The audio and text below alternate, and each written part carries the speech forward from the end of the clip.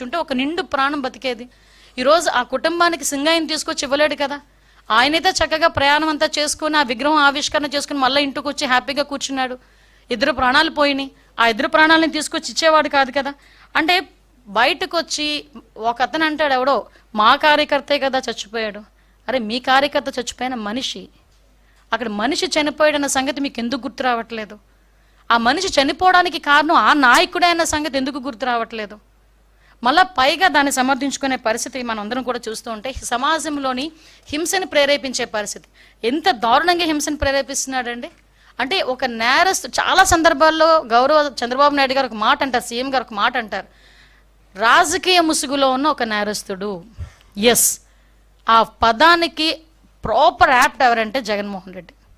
ఒక రాజకీయ నేపథ్యం ఉన్న వ్యక్తి రాజకీయ ముసుగులో ఉంటే ఎలాంటి అనర్థాలు దారితీస్తాయో ఇప్పుడు జగన్మోహన్ రెడ్డి పర్యటనలు కూడా అలాగే మనం చూస్తున్నాం. మీరు ఒకసారి అబ్జర్వ్ చేయండి. సత్యసాయి జిల్లాకి ఒక పరామర్శకి పోయాడు.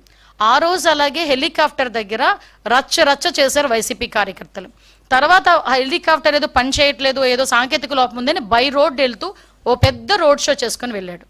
తర్వాత మనకి పొదిలి వెళ్ళారు, రైతుల గురించి అని చెప్పేసి వెళ్ళారు.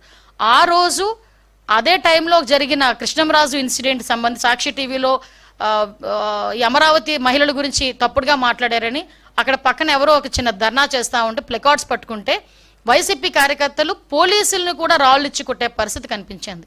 ఇలాంటి నేపథ్యంలో చాలా క్లియర్గా మనకి ఈ రెంటపల్లి వెళ్ళేటప్పుడు మా ఎస్పీ గారు చాలా క్లియర్గా చెప్పారు, సార్ ఇంతమంది వెళ్ళేటప్పుడు మేము ఇబ్బంది పడతాం, Z+ సెక్యూరిటీ ఉన్న వ్యక్తికి ప్రొటెక్షన్ ఇవ్వాలంటే ఆ రోడ్లో పనికిరాదు, సో మీరు కొంచెం మాకు సహకరించండి అని చాలా క్లియర్గా చెప్పినప్పటికీ అతను ఈరోజు బల ప్రదర్శన అనుకున్నాడు. అంటే ఒక పరామర్శకు వెళ్ళేటప్పుడు కనీసం మీకు విషయం చెప్పనండి, అంటే ఇక్కడ సందర్భం బట్టి చెప్పాలి కాబట్టి చెప్తున్నా.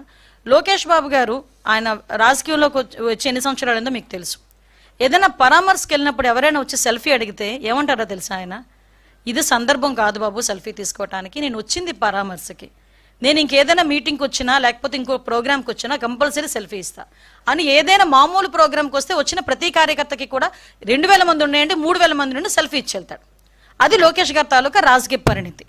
అది ఇతగాడు ఈరోజు రాజకీయంలో కొత్తగా వచ్చిన వ్యక్తి కాదు కదా. వాళ్ళ నాన్నగారు ఉన్నప్పటి నుంచి కూడా రాజకీయాల్లో ఉన్నాడు ఆయన. వాళ్ళ నాన్న ఒక ముఖ్యమంత్రి చేసిన వ్యక్తి. ఈయన రాజకీయాల్లోకి వచ్చి ఇంచుమించు 15 సంవత్సరాల పైన 20 సంవత్సరాల పైన అయింది. అటువంటి వ్యక్తి కనీసం ఒక మనిషి ప్రాణం గురించి, సొంత వైసీపీ కార్యకర్త ప్రాణం గురించి కూడా ఆలోచన చేయకుండా పక్కకి ఈడ్చిన ట్వీట్ చేసి అతని ప్రోగ్రామ్ని ముందుకు నడిపించుకున్నాడంటే ఇతను పరామర్శ అన్న పేరుకే కానీ అతని బల ప్రదర్శన అన్నది చాలా క్లియర్గా మనకందరికీ అర్థమవుతుంది. మాట్లాడితే నాకు భద్రత లేదు అని మాట్లాడతారు.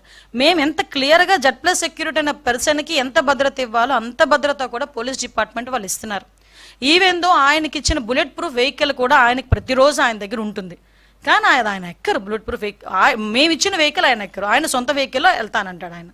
కానీ ఆయన ఎక్కినా ఎక్కకపోయినా ఒక Z+ సెక్యూరిటీ వ్యక్తికి మేము ఇవ్వాలి కాబట్టి బుల్లెట్ ప్రూఫ్ వెహికల్ అక్కడ మేము కంపల్సరీ ఇస్తాం. అంటే నేను ఇక్కడ ఎందుకంటే మాట్లాడుతున్నానండి, ఎవరి భద్రత గురించైనా కూటమి ప్రభుత్వం ఎక్కడా కూడా ఎటువంటి పొరపక్షాలు లేకుండా చాలా ట్రాన్స్పరెన్సీగా భద్రత కల్పిస్తున్నాం.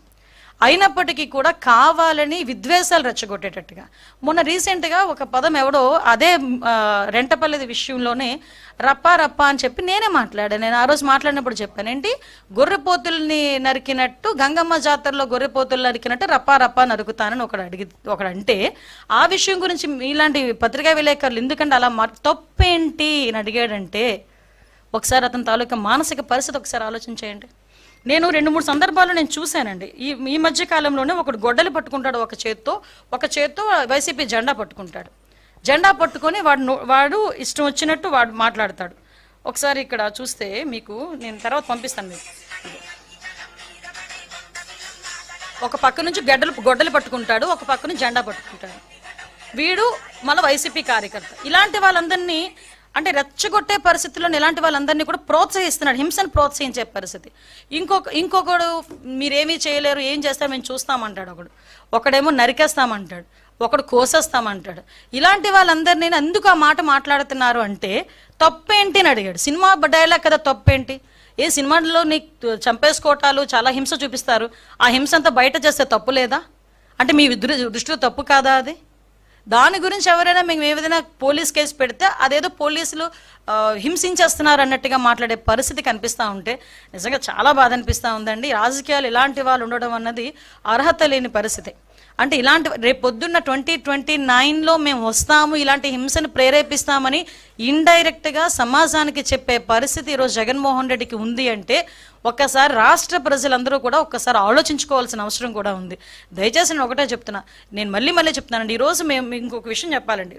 మీరైనా మేమైనా ఎవరైనా రోడ్డు మీద వెళ్తుంటే పక్కన ఒక యాక్సిడెంట్ జరిగింది అనుకోండి, ఆటోమేటిక్గా దిగి వాళ్ళకి ఏం జరిగిందో చూసుకుని బాధ్యతాయుతమైన ప్రజాప్రతినిధులం కాబట్టి, మేమైనా మీరైనా ప్రతి ఒక్క వ్యక్తికి కూడా బాధ్యత ఉంటుంది కాబట్టి దిగి అయ్యో ఏమైందని మీ చేతనంత సహాయం, వీలైతే 100కి ఫోన్ చేస్తారు, లేకపోతే 108కి ఫోన్ చేస్తారు, లేకపోతే ఇంత మంచినీళ్ళు ఇస్తారు, లేకపోతే పక్కకి తీసుకెళ్ళి కూర్చోబెడతారు.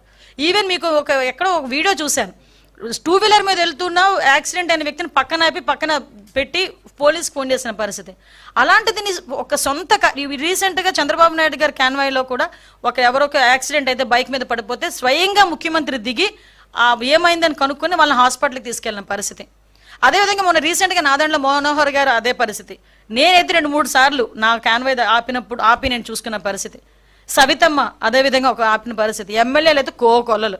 నాకు తెలిసి మీరైనా ఎవరైనా మీరు వెళ్ళినా కూడా ఎక్కడైనా రోడ్ యాక్సిడెంట్ జరిగితే ఆగి ఎందుకు జరిగింది అనుకునే పరిస్థితి. అలాంటిది సొంత కార్యకర్త, నీ గురించి వచ్చిన కార్యకర్త నీ కారు కిందే పడి నలిగిపోతా ఉంటే పక్కకి ఇసిరేసి నీ కాన్వాయ్ వెళుతూ సెల్ఫీలు ఇచ్చుకుంటూ చేతులుపుకుంటూ వెళ్తున్నావంటే ఎంత నిర్దయ ఈ జగన్మోహన్ రెడ్డికి. మానవత్వం లేదన్న సంగతి చాలా క్లియర్గా అర్థమవుతుంది కదా. ఒక్కసారి మనం కూడా ఆలోచన చేసుకోవాల్సింది, ఇలాంటి నాయకులు సమాజంలో ఉండొచ్చా లేదా అనేది కూడా మన రాష్ట్ర ప్రజలు కూడా ఆలోచించుకోవాల్సిన అవసరం ఉంది.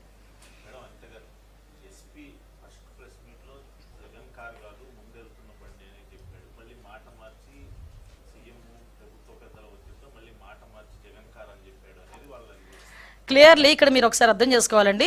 ఎస్పీ ఫస్ట్ ప్రెస్ మీట్ పెట్టేటప్పటికి ప్రాథమిక విచారణ అనేది సాగింది. అప్పటి వరకు ఏంటంటే ఇలా చనిపోయాడు పలానా వ్యక్తి, సింగయ్య అన్న వ్యక్తి చనిపోతే ఎలా చనిపోయాడు, ఏదో వెహికల్ గుద్దింది. ఫస్ట్ నుంచి మీకు వచ్చింది ఏంటంటే ఏదో వెహికల్ గుద్ది పక్కకి లాగేశారు అన్నదే మనందరికీ కూడా వచ్చిన information. So as of now ఆ వచ్చిన ప్రాథమిక విచారణ నేపథ్యంలో వచ్చిన అంశాలు బట్టి ఆ రోజు ప్రెస్ మీట్లో మాట్లాడింది. తర్వాత మేము దాని మీద విచారణ కొంచెం కొనసాగించి ఇన్వెస్టిగేషన్ కొంచెం ఇన్డెప్త్కి వెళ్ళేసరికి ఆ వీడియోలు మొత్తం అన్ని కూడా బయటకు వచ్చినాయి. ఇప్పుడు ఎస్పీ స్థాయి వ్యక్తి ఒక వీడియో బయట పెట్టి ఈ వీడియో ద్వారా మేము ఇది కేసు కడుతున్నామంటే